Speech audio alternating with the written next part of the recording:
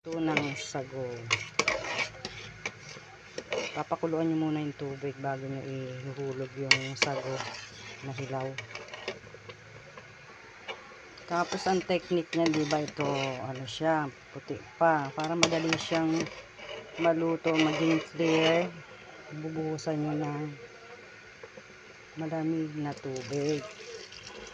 Then tuloy lang pakulo. O diba, naging clear na siya.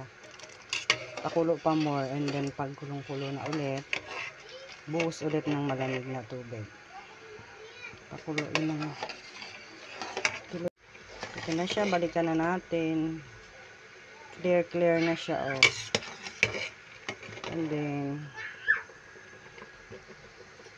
buhusan ulit natin ng malamig.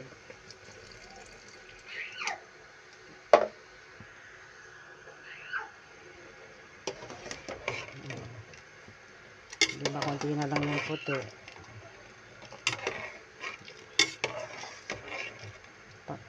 Tuloy lang ulit ang pakulo.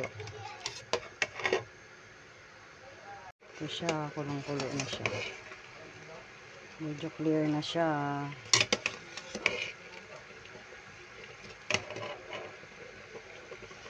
Buhos ulit ng tubig na malamig. Ganun lang, continuous nyo lang yung ganun, salit-salitan, kulo, pakulo. Tapos ano, mamaya pakita ko na sa inyo yung diba naging clear na siya. May ipapakita ko yung finish pada. Pakuluin ulit.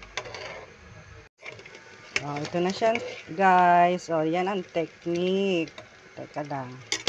Oh, diba clear na siya? Ito na po yan. Ganun lang kadalias ang pagluto ng sago. O clear, diba?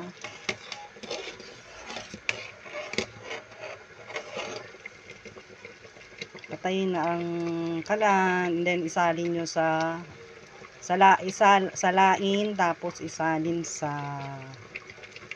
lalagyan, tapos ibabad nyo sa tubig para hindi siya magdikit-dikit. Thank you for watching. Ano po, salain na siya.